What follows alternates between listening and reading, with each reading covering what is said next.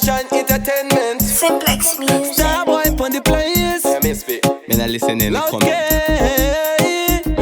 Anti budzi rangu rakura rada kukangwa nehara kodumbura kona boti rada kupushwa nebhara.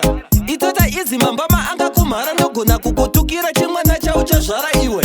Comment yako yazokupinza mkoneti asi kumba kwenyu kune chembe gomba mtoilet ndana tsapfuya kone kuoma kunge concrete iwe. Comment yako yazokupinza mkoneti asi kumba kwenyu kune chembe gomba mtoilet ndana tsapfuya kone kuoma kunge concrete iwe. Ngwarira kuti bhutsu yangu haisi jidinari asi hembe yake akapfeka akashandukira.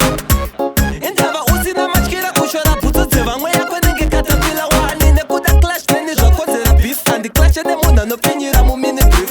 Icho chisaladi kuzviita whisker lift to rasta tunetinde chatigeresa kwa cliff.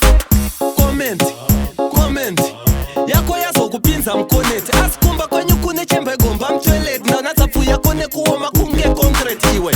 Comment yako yazokupinza mkoneti asi kumba kwenyu kune chembe gomba mtoilet ndana tsapfuya kone kuoma kunge concrete avabve vachivhura angu mastatasi padhipi pake pane pikira mzilikazi nanatsire nalobhengula asi waida history kufachi zimwe nguva noisa dhingane achingoti zimanza kungerekwa sedomanoshora bvudzi rangu riri clean sera lirwesane manje ndoita kilikili kunge Kylian Mbappe.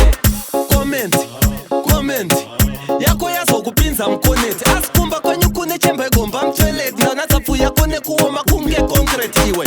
Comment yako yazokupinza mkoneti asi kumba kwenyu kune chembe gomba mtoilet ndana tsapfuya kone kuoma kunge concrete iwe. Ngwarira kuti bhutsu yangu haisi jidinari asi hembe yake akapfeka akashandukira.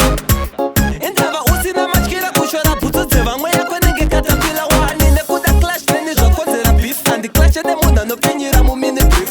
Icho chisaladi kuzviita whisker lift to rasta tunetinde chatigeresa kwa cliff. Comment yako yazokupinza mkoneti asi kumba kwenyu kune chembe gomba mtoilet ndana tsapfuya kone kuoma kunge concrete iwe.